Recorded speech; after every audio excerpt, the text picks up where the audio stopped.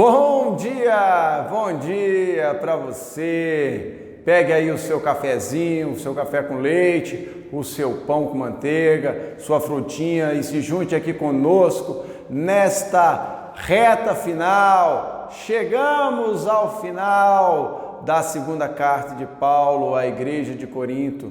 Antes de mais nada, eu quero te agradecer a você que foi um guerreiro, que esteve conosco aí nestes 18 encontros, que aguentou este chato aqui que vos fala. Eu desejo de coração que você tenha sido extremamente edificado, extremamente abençoado, que aquilo que nós trouxemos aí ao longo desta caminhada possa ter edificado a sua vida.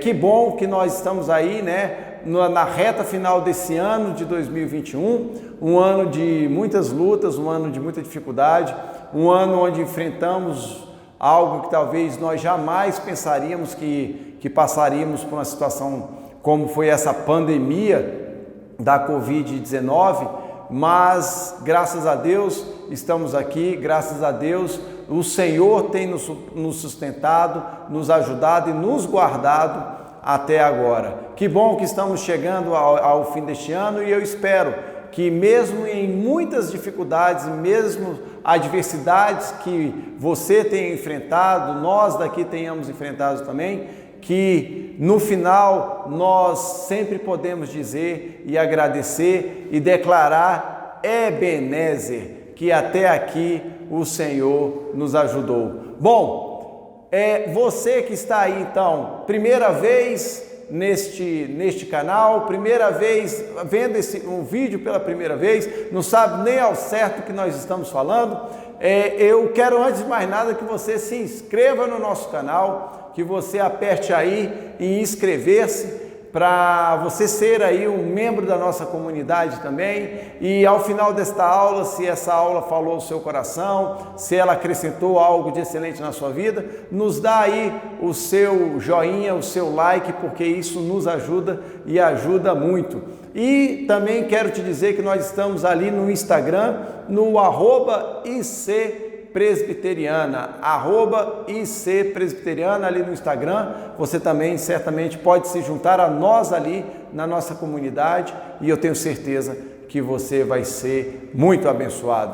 Proposta de hoje nada mais é do que nós fazermos então o fechamento da segunda carta de Paulo à igreja de Corinto. Tá aí então, capítulo 13, cujo tema serão exortações finais à amada igreja. São as últimas orientações que Paulo então vai dar à igreja de Corinto nesta segunda carta. Então eu quero convidar você a fechar os seus olhos para nós orarmos e logo em seguida faremos então a leitura do texto bíblico. Deus bondoso, Deus amado, Deus grandioso, nós te damos graças, Senhor Deus, te damos graças nessa manhã pela tua bondade, te damos graças, Senhor Deus, pela tua benignidade, te damos graças, ó Deus, porque o castigo que nos trouxe a paz estava sobre o teu Filho amado Jesus e pelas pisaduras, pelas feridas que foram expostas ali em Cristo naquela cruz, nós somos sarados, nós somos redimidos, nós somos libertos, nós somos salvos. Que nessa manhã, Senhor Deus, o Senhor fale aos nossos corações, o Senhor abra as nossas mentes, o Senhor nos mostre mais uma vez a revelação da Tua Santa Palavra e que esta Palavra encontre um lugar especial nos nossos corações, que ela encontre ali, Senhor Deus, um solo que ela possa germinar, que ela possa crescer, que ela possa frutificar, para que nós tenhamos, Senhor Deus, o desejo ardente nas nossas vidas de pregar a Tua Palavra e compartilhar com aquelas pessoas que nós amamos e que certamente também precisam aprender das verdades do Senhor Jesus. No Teu nome que é santo e poderoso, nós oramos nessa manhã. Amém e amém. Abra aí então a sua Bíblia, lá na segunda carta de Paulo à igreja de Corinto, segunda carta de Paulo aos Coríntios, capítulo 13, diz assim, vamos lá? Esta é a terceira vez que vou ter convosco, por boca de 2 ou 3 testemunhas, toda a questão será decidida. Já o disse anteriormente e torno a dizer, como fiz quando estive presente pela segunda vez, mas agora, estando ausente, o digo aos que outrora pecaram e a todos os mais, que, se outra vez for, não os pouparei, posto que buscais prova de que em mim Cristo fala, o qual não é fraco para convosco, antes é poderoso em vós, porque de fato foi crucificado em fraqueza, contudo vive pelo poder de Deus, porque nós também somos fracos nele, mas viveremos com ele, para vós outros pelo poder de Deus.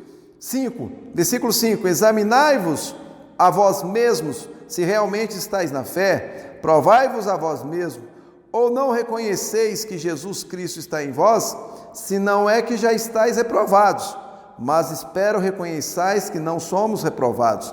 Estamos orando a Deus para que não façais mal algum, não para que simplesmente pareçamos aprovados, mas para que façais o bem, embora sejamos tidos como reprovados, porque nada podemos contra a verdade, senão em favor da própria verdade.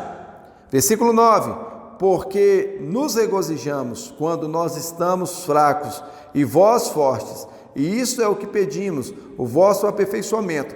Portanto, escrevo estas coisas, estando ausente, para que, estando presente, não venha a usar de rigor, segundo a autoridade que o Senhor me conferiu, para edificação e não para destruir. Versículo 11. Quanto ao mais, irmãos, a Deus, aperfeiçoai-vos, consolai-vos, sede o mesmo parecer, vivei em paz, e o Deus de amor e de paz estará convosco. Saudai-vos uns aos outros com o ósculo santo, ou o beijo santo. Todos os santos vos saúdam. Versículo 13. A graça do Senhor Jesus Cristo e o amor de Deus e a comunhão do Espírito Santo sejam com todos vocês. Muito bem. Como eu falei aqui, como introdução, o apóstolo Paulo está fazendo suas últimas considerações à igreja de Corinto. Ele está escrevendo os últimos pontos. Ele está fazendo o fechamento desta carta, antes de enviar àquela igreja.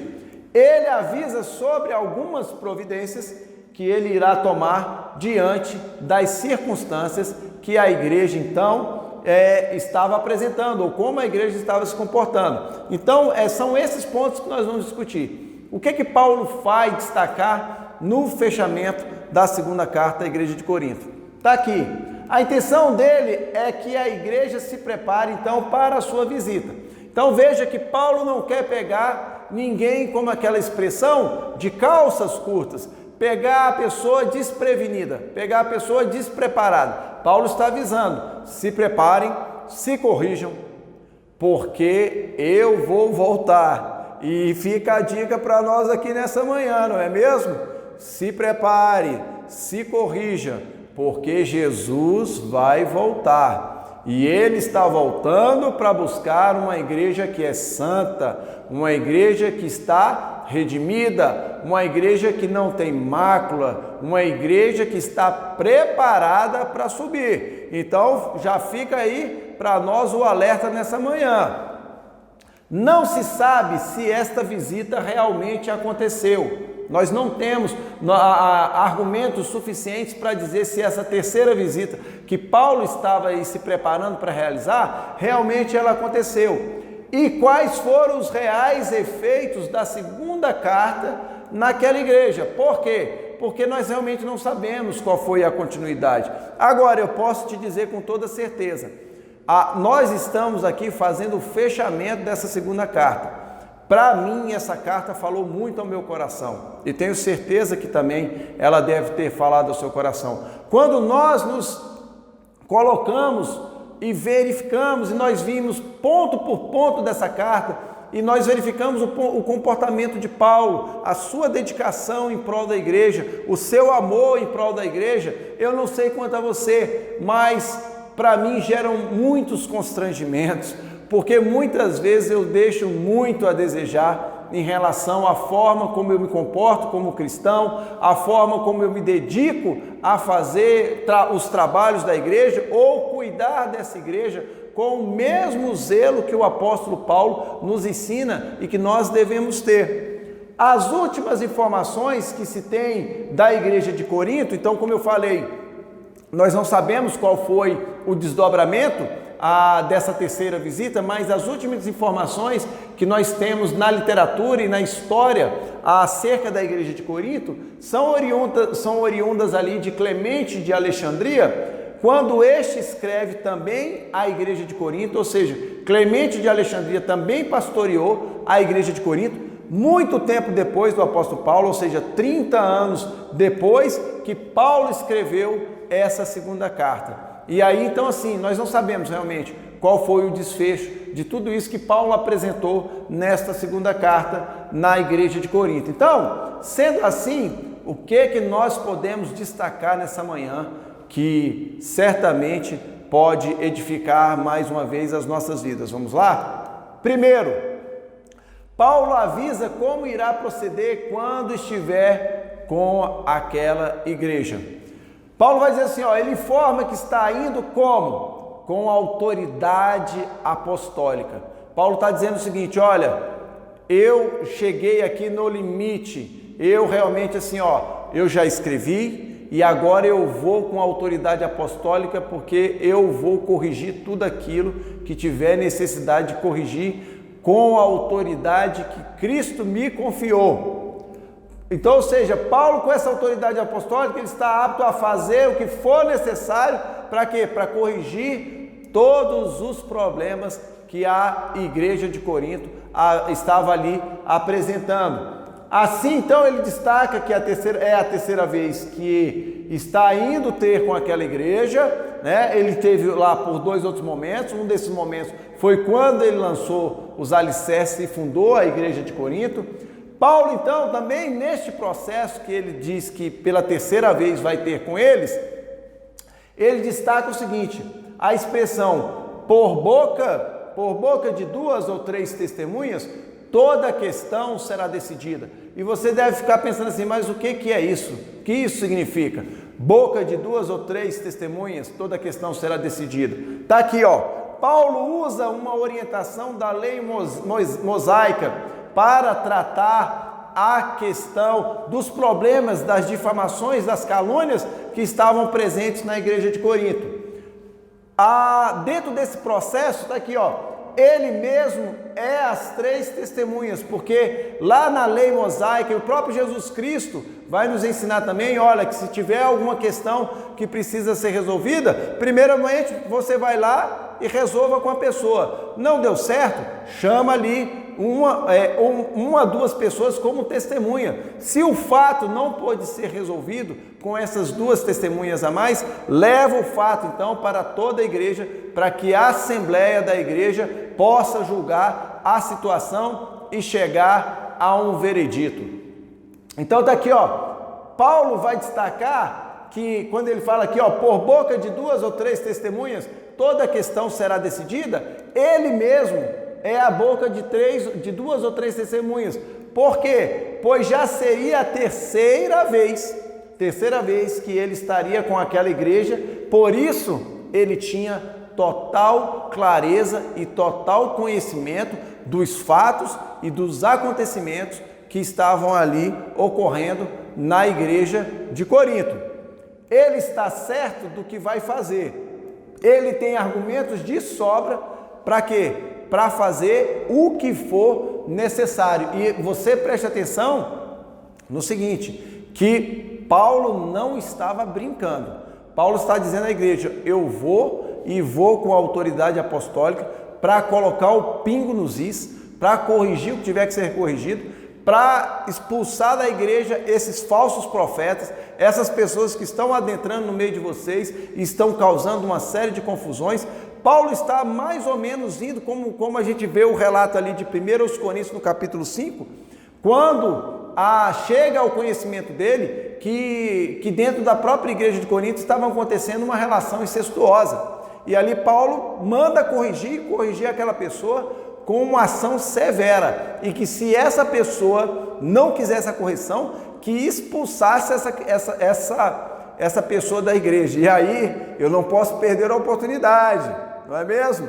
E de trazer para vocês que hoje em dia qualquer coisinha ofende as pessoas dentro da igreja. Nós estamos falando de um homem com autoridade apostólica e que está corrigindo as coisas conforme a orientação de Deus. Então eu e você, no momento que precisamos ser corrigidos como cristãos pelas autoridades que existem dentro da igreja, e se você obviamente faz parte de uma igreja e realmente existe uma falta da sua parte, você precisa aceitar a disciplina e a correção. Por quê? Porque isso é bíblico e isso faz parte do relacionamento e da comunhão que Deus coloca, que Deus se propõe a fazer ali com a vida do dia a dia da igreja. Então preste atenção a isso. Paulo está certo do que vai fazer, ele tem argumentos de sobra, já falei sobre isso, vamos avançar. Paulo já tinha dado todas as chances, nós percebemos isso claramente. Escreveu ali uma carta, escreveu 2 cartas, a carta severa, que foi aquela terceira carta que Paulo escreve, até a 2ª carta agora, que na verdade seria a 4ª carta, mas como nós vimos lá atrás, né, 2 das cartas a gente não tem conhecimento do paradeiro, então essa ficou, a 4ª carta ficou como sendo a 2ª. Então preste atenção, Paulo já tinha dado todas as chances, é aquela coisa, eu falei uma vez, eu falei 2 vezes, eu falei 3 vezes e vocês não se corrigiram, pois agora eu vou de uma maneira que agora ou vai ou racha, eu vou botar ordem na parada, vou botar ordem na casa. Na 2ª visita ele já tinha sido gracioso, mas agora ele iria então colocar a igreja nos eixos. Na 2ª visita Paulo vai, conversa, consegue arrumar algumas coisas, a coisa começa a entrar em ordem, mas depois ele sai para Macedônia e de repente chega a informação de que o caldo entornou, de que a coisa estava virando uma bagunça de novo e que precisava então o quê? Colocar a ordem de novo naquela igreja. E aí você percebe como é importante ter autoridade, a importância das autoridades no dia a dia das pessoas, seja na igreja, seja num país, seja no seu trabalho aí. Se não se tem autoridade, a coisa vira uma bagunça completa. E não é à toa que nós temos percebido aí que pela falta de autoridade, nós temos percebido muitos setores da vida aí, muitos setores do nosso país que estão uma verdadeira bagunça. Os responsáveis pela rebelião em Corinto seriam de uma vez por todas corrigidos. Porque Paulo, quando escreve, ele está mandando uma mensagem. Mensagem para quem? Manda mensagem para a igreja, mas principalmente para aqueles que estavam causando problemas à igreja, aqueles falsos mestres, aqueles homens que estavam ali dentro da igreja gerando uma grande confusão. O que ele vai fazer? Provavelmente a mesma correção que tinha sido feita no passado, quando um imoral estava gerando tumulto lá na igreja de Corinto, que foi exatamente esse imoral aqui, ó. Você pode ler o relato lá em 1 Coríntios, no capítulo 5, dos versos de 1 a 5. Este imoral ali era exatamente aquele homem que estava tendo uma relação de incesto dentro lá, e que chegou ao conhecimento, melhor dizendo, ele estava tendo uma relação de incesto, e que chegou ao conhecimento da igreja, e a igreja não estava fazendo absolutamente nada para corrigir essa situação. E aí Paulo orienta que se esse homem então não se corrigir, se esse homem não abandonar a vida pecaminosa que ele resolveu entrar, que ele seja expulso da igreja, que ele seja tratado como um publicano, seja colocado para fora e seja tratado pelo diabo. E está lá, entregue a Satanás. Se você não está acreditando no que eu estou falando, basta você ir lá e conferir o texto no capítulo 5 de 1 aos Coríntios, dos versos de 1 a 5. E que ele seja entregue a Satanás para ser castigado, porque o diabo vai bater tanto que ou ele se conserta, ou então ele se perde de uma vez por todas.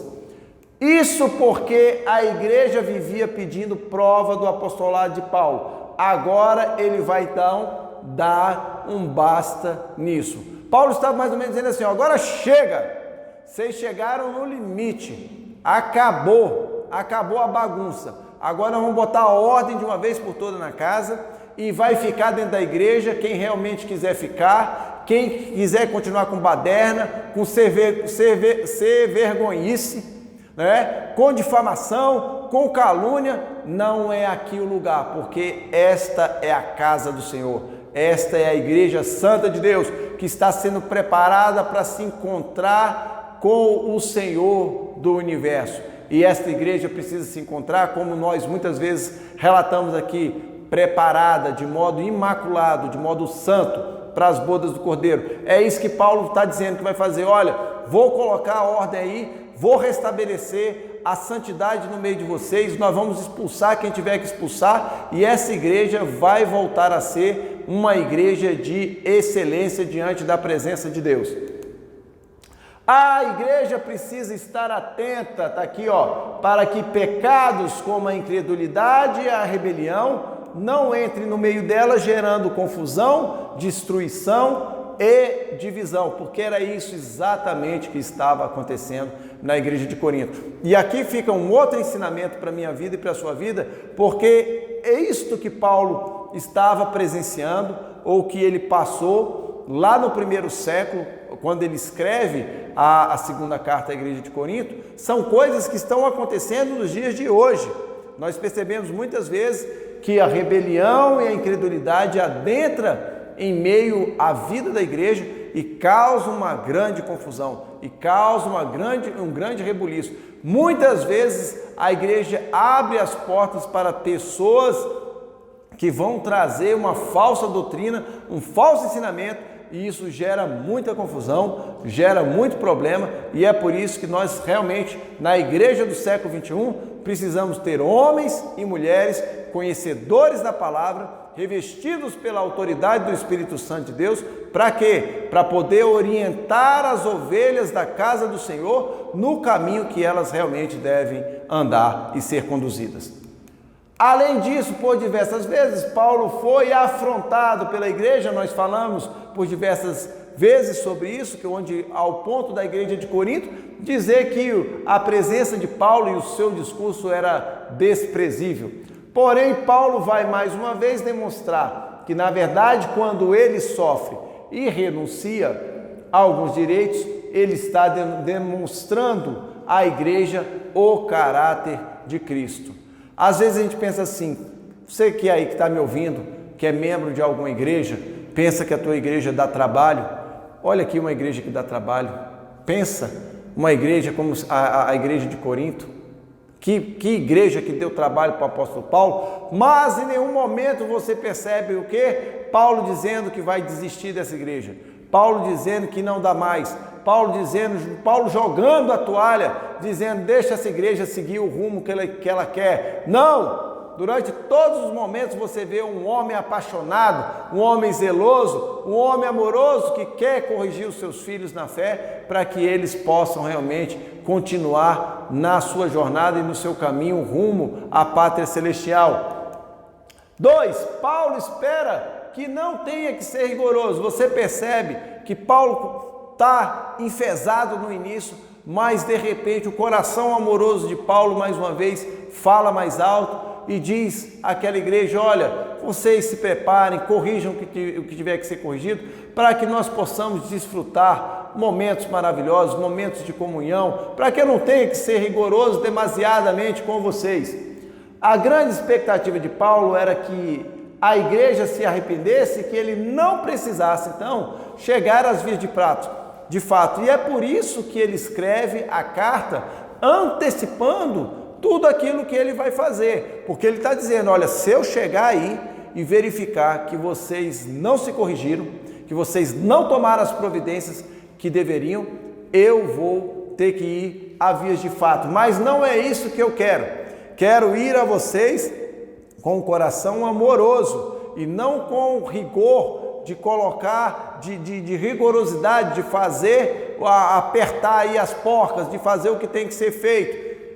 Nenhum pai se alegra em ter que disciplinar drasticamente os seus filhos. Se você é pai, se você é mãe, você sabe muito bem do que eu estou lhe falando. Nós não temos nós não ficamos felizes em ter que disciplinar os nossos filhos com alto rigor, mas às vezes isso é necessário e às vezes isso acontece.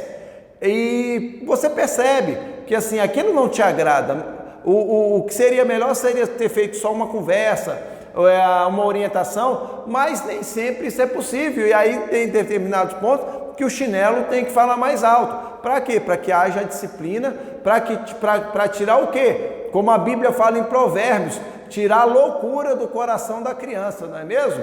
E aí, eu não sei quanto a você, mas eu já apanhei de chinelo havaiana e estamos aqui. E tudo isso foi importante para quê? Para a formação do meu caráter, para você aí que se porventura apanhou do seu pai, para a formação do seu caráter também. Mas o que Paulo está dizendo é o seguinte, que ele não quer disciplinar a igreja de forma rigorosa, ele prefere que a igreja se corrija por meio das orientações que ele está dando e que quando ele estiver ali presente com aquela igreja, eles possam desfrutar então um momento de grande comunhão. Paulo exorta para que a igreja de Corinto examine se realmente Jesus está neles, e isso é muito sério. Se eles ainda estão na fé, então Paulo está chamando a orientação, não é possível, que eu já falei por diversas vezes e vocês não tomaram providência. Então eu acho bom vocês que estão aí, obviamente que Paulo não está falando de todos, mas de alguns, e esses alguns que examinem os seus corações e vejam se ainda a fé em Cristo está neles. A igreja de Corinto precisava fazer o quê? Uma análise da forma como estavam se comportando. Precisamos sempre fazer uma análise de como nós estamos vivendo a nossa vida cristã. Nesse fechamento aí de segunda carta, um dos pontos que nós temos que refletir é como é que eu e você estamos vivendo a nossa fé cristã. Será que nós estamos dando testemunho da fé que temos em Cristo, ou nós damos o famoso testemunho? As pessoas que ouvem você falar ou veem o seu comportamento, elas procuram, por causa da sua vida, se aproximar mais de Deus, ou elas ficam com raiva de Deus? Nós precisamos refletir quanto a essas coisas. A pessoa convertida, ou seja, ali a pessoa nascida de novo, precisa avaliar constantemente a sua vida à luz das Sagradas Escrituras. Eu e você, o tempo inteiro, todos os dias, precisamos fazer o quê? Um check-up da nossa vida espiritual, para sabermos como nós estamos nos comportando diante de Deus, diante dos homens, diante da vida, diante dos problemas, e assim vai. Por isso, então, Paulo destaca essa análise à igreja de Corinto. Se Cristo está com os coríntios, será que a reação deles tem sido de acordo? E aí eu volto a dizer nessa manhã, se nós somos cristãos, será que o nosso comportamento com relação às coisas que estão acontecendo ao nosso redor tem sido coerente com os fundamentos bíblicos? Os nossos posicionamentos têm sido coerentes com o que a Bíblia diz? A forma como eu e você pensamos, como nós reagimos às situações, ou mesmo como nós agimos diante de algumas circunstâncias, tem sido coerente diante da Bíblia, diante do que a Bíblia nos ensina? Isso que Paulo está chamando a atenção de Corinto. E Paulo continua dizendo o seguinte, que ele está orando para que a igreja de Corinto se arrependa e que assim faça a coisa certa. Paulo está demonstrando o que aqui para mim e para você? O poder da oração. A oração é capaz de fazer coisas que não aconteceriam se nós não orássemos, acontecer porque estamos orando. Olha que coisa tremenda, que coisa maravilhosa. Eu vou repetir para você fixar isso que eu estou te dizendo. A oração tem um poder de gerar coisas que não aconteceriam se eu e você não orássemos e que passa a acontecer porque eu e você estamos em oração. Isso seja na nossa própria vida ou na vida das pessoas que amamos. Ele roga, ou seja, ele ora para que a verdade seja prevalecente no meio da igreja. E não é à toa que a verdade é o quê? A verdade é a palavra de Deus, a verdade é a figura de Jesus Cristo. E não foi à toa que Jesus disse lá em João, capítulo 14, verso 6, eu sou o caminho, a verdade e a vida. Ninguém vem ao Pai se não for por mim. Ou seja, Jesus não está dizendo que ele é uma alternativa, que ele é uma possibilidade, que ele é uma possível ideia. Jesus está dizendo, eu sou a verdade, a palavra que estava em mim, porque Jesus era o verbo encarnado. Então Jesus estava dizendo, só existe uma verdade, e essa verdade sou eu, Jesus Cristo. Assim, mais uma vez, o que Paulo deseja e almeja que a igreja de Corinto, então, chegue a quê? Chegue ao arrependimento, reconheça os seus erros, reconheça a sua falha e corrija os seus caminhos. Ele mostra à igreja, então, de Corinto, que ele quer evitar ao máximo possível ter que ser duro demais. E aí lá no verso 10, a gente percebe isso com clareza.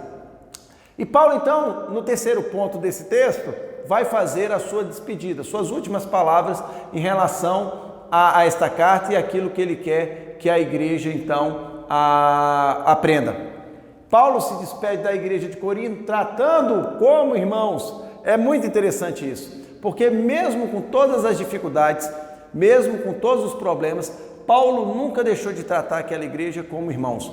Paulo nunca deixou de tratar aquela igreja como santos, aqueles que foram lavados e remidos no sangue do Cordeiro. Não é aquele santo, o famoso santarrão, aquele que tem a roupa de santo, só falta a auréola no cucuruco, mas na verdade não passa de uma capa. Paulo está falando aqui de essência, de irmãos em Cristo, de pessoas que nasceram de novo, pessoas que foram lavadas e remidas no sangue do Cordeiro. Mesmo com todas as dificuldades, ele ainda sustenta que aquela igreja tem parte com Deus. Deus não desiste da sua igreja, Deus não desiste de você, Deus não desiste de mim, e graças a Deus por isso, mesmo nós sendo torto desse jeito, mesmo nós dando esse tanto de trabalho para Deus, mesmo nós falando que vamos fazer uma coisa hoje e não fazemos, Deus não desiste de nós. Por quê? Porque o amor dele é incondicional, e da mesma forma que o amor de Deus é incondicional para as nossas vidas, o nosso amor pela igreja e pelas pessoas que compõem a igreja tem que ser prevalecente. Nós precisamos aprender com o amor de Cristo, aprender a amar os irmãos, especialmente aqueles irmãozinhos que nós sabemos que dão muito trabalho. Essa é uma grande lição para a igreja no século 21, como uma visão mais abrangente do reino de Deus. Paulo também destaca que a igreja precisa crescer, precisa amadurecer e precisa o quê? Se aperfeiçoar. Paulo não quer que a igreja fique estagnada. Paulo não quer que a igreja fique, como ele escreve lá na primeira carta aos Coríntios, só bebendo leite. Paulo quer que essa igreja cresça, que essa igreja se fortaleça, que essa igreja venha comer o quê? Feijoada. Quando você é pequenininho, bebezinho, você toma o quê? Leite materno, toma um leitinho. Por quê? Porque ainda não está preparado para comer feijoada. Mas depois que cresce, meu amigo, tem que aprender a comer feijoada. Por quê? Porque faz parte do desenvolvimento, faz parte do amadurecimento. Você e eu precisamos aprender a comer o quê? Bíblia Sagrada. Precisamos ir no profundo das verdades bíblicas, precisamos aprender a estudar a Bíblia como ela realmente precisa estudada, porque cada vez que nós fazemos isso, a nossa fé vai se fortalecendo e nós vamos aprendendo mais da parte de Deus. Avançando. Então Paulo quer que a igreja amadureça, que a igreja cresça, que a igreja se aperfeiçoe.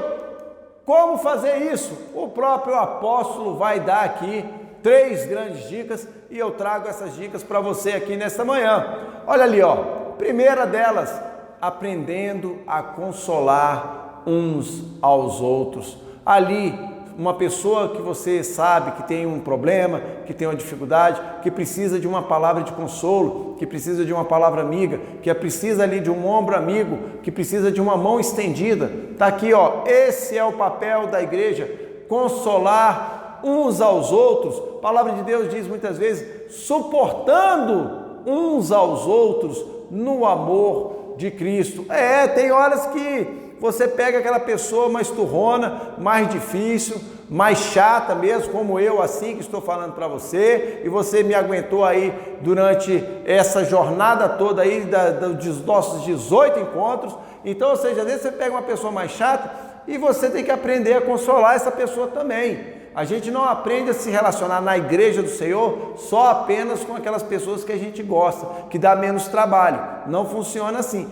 Principalmente quando nós fazemos parte da liderança. Seja você um pastor, seja você um presbítero, ou seja você um diácono.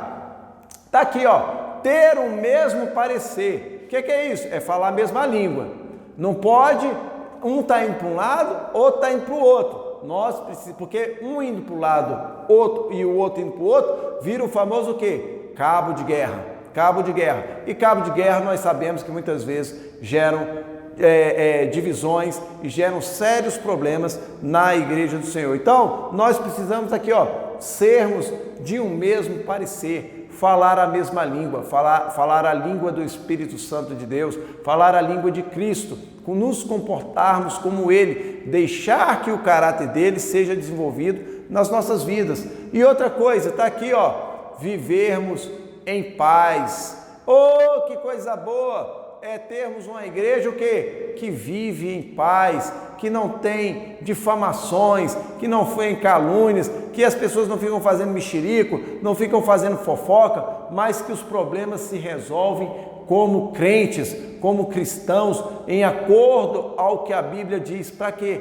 Para que a paz seja prevalecente, para que a harmonia seja presente, para que a paz reine nos corações e assim, então, Cristo possa ser cada vez mais divulgado, né? Não só dentro da igreja, mas também ao mundo, porque Jesus foi bem claro, dentro desta harmonia, dentro desta unidade, que o nome dele seria proclamado e o mundo reconheceria que o Pai, ou seja, que Deus o havia enviado. Como consequências dessas atitudes, o amor e a paz de Deus, que excede todo entendimento, estaria com aquela igreja. E isso eu botei aqui, vai totalmente ao encontro do que diz o Salmo 133. E eu vou ler ele para você aqui, Você pode só me ouvir ou você pode achá-lo aí rapidinho. Mas se você não quiser encontrá-lo, eu vou ler para ti aqui agora, que diz assim, o Salmo 133 é bem curtinho, mas de extrema profundidade. Que diz assim: como é bom e agradável viverem unidos, irmãos. É como o óleo precioso sobre a cabeça, o qual desce para a barba de Arão, e desce para a gola de suas vestes. É como o orvalho do Hermon, que desce sobre os montes de Sião. Ali ordena o Senhor a sua bênção e a vida para sempre. Onde é que o Senhor ordena a sua bênção e a vida para sempre? Na comunhão dos irmãos, quando existe consolação, quando a igreja é de um mesmo parecer e quando a igreja vive no amor e na paz de Jesus. Ali Deus ordena a sua bênção, ali Deus ordena que maravilhas e prodígios aconteçam.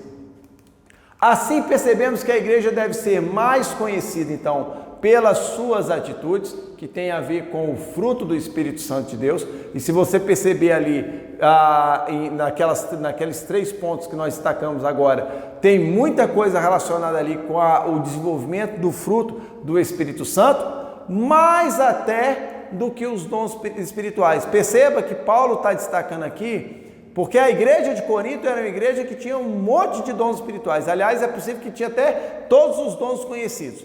Mas Paulo estava destacando o seguinte, que apesar dos dons, ela esqueceu uma coisa de extrema importância, que era o quê? Que os irmãos pudessem viver em harmonia e em paz, desenvolvendo então o fruto do Espírito Santo. Tem que ter o fruto do Espírito para ter parte com o Espírito e tem que desenvolver o fruto do Espírito. Se não está desenvolvendo o fruto do Espírito Santo, verifique, porque pode ser que você aí seja um convencido e não um convertido. Além disso, em sua despedida, ele vai encerrando a carta com uma orientação que era o quê? Comum àquela época, que era o famoso ósculo santo ou beijo santo. O que Paulo quer que os irmãos na verdade é o seguinte: se fosse nos dias de hoje, a gente ficaria pensando assim, mas será que toda vez eu tenho que cumprimentar o meu irmão ou a minha irmã com um beijo santo, com o ósculo santo que Paulo está falando? Naquela época de Paulo era muito comum. Aliás, existem algumas denominações hoje que ainda usam esse rito como parte do seu dia a dia. Mas isso era um rito que era comum à época. Hoje em dia, por exemplo, está extremamente difícil de cumprimentar qualquer pessoa. Se está difícil cumprimentar com as mãos ou com o abraço por causa da Covid-19, imagina então com o ósculo santo, imagina com um beijo. O que Paulo quer, na verdade, e ele está orientando aquela igreja, é que essa igreja ela possa ser fraternal, que ela se trate em amor, que ela se trate em respeito e que ela manifeste, né, esse amor de Cristo no meio dela, para que as vidas possam então ser edificadas, para que ela possa ser um grande testemunho do amor de Cristo. Paulo então vai finalizando e ele abençoa a igreja de Corinto. Perceba você o seguinte: em nenhum momento, mesmo diante de todas as dificuldades, mesmo diante de todas as lutas, em nenhum momento você vê Paulo maldizendo a igreja de Corinto ou mesmo até amaldiçoando a igreja de Corinto. Isso tem muito a nos ensinar, não é mesmo? Porque na verdade o que você vê aqui é Paulo abençoando a igreja de Corinto. O cristão foi chamado para ser um abençoador e não um amaldiçoador. O cristão foi chamado para proferir palavras de bênção sobre a vida das pessoas e não de maldição. Está aqui, Paulo encerra a carta abençoando a igreja de Corinto. E o interessante é que essa bênção final, presente aí no texto, é uma bênção que nos acompanha até os dias de hoje. E se você não sabia, é de onde os pastores tiram para abençoar a igreja no rito final do culto. Não é mesmo? Todas as vezes que o culto está sendo encerrado, o pastor traz uma bênção que é chamada da bênção apostólica. E essa bênção apostólica ela é retirada exatamente deste trecho da segunda carta de Paulo à igreja de Corinto. Essa é uma tradição, então, que vem desde as igrejas fundadas pelo apóstolo Paulo até os dias de hoje. E nesta bênção nós recebemos a bênção do Deus triuno, porque nós recebemos uma bênção proveniente do Deus Pai, do Deus Filho e do Deus Espírito Santo. E aí então estamos aqui concluindo a nossa caminhada, concluindo a nossa carta.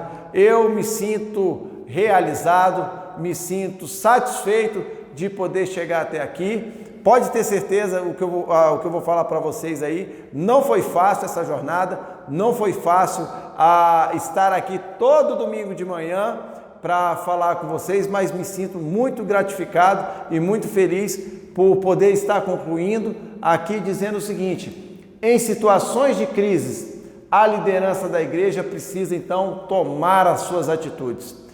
Segundo, a disciplina na igreja é fundamental para a saúde espiritual dela.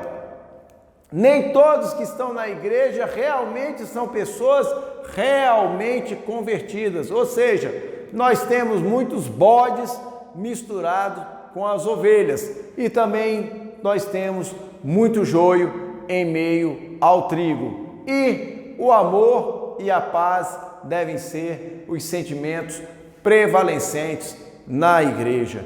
Chegamos aqui ao final desta jornada. Espero mais uma vez, como disse no início, que você tenha sido edificado. Se você quiser, volte aos outros vídeos, porque eu tenho certeza que Deus vai trazer coisas novas à sua vida, novos ensinamentos. Não é à toa que cada vez que nós nos aproximamos da palavra de Deus, nos aproximamos das verdades de Deus, essas verdades elas se renovam a cada manhã. Meu muito obrigado para cada um de vocês. Espero que no ano que vem tenhamos aí todos vocês juntos conosco para na Escola Bíblica Dominical nós possamos então aprender cada vez mais do Deus Pai, do Deus Filho e do Deus Espírito Santo. Um excelente Natal para todos vocês, uma excelente virada de ano e desejo a todos que o ano de 2021 seja um ano de muitas vitórias em Cristo Jesus. Um forte abraço a todos vocês.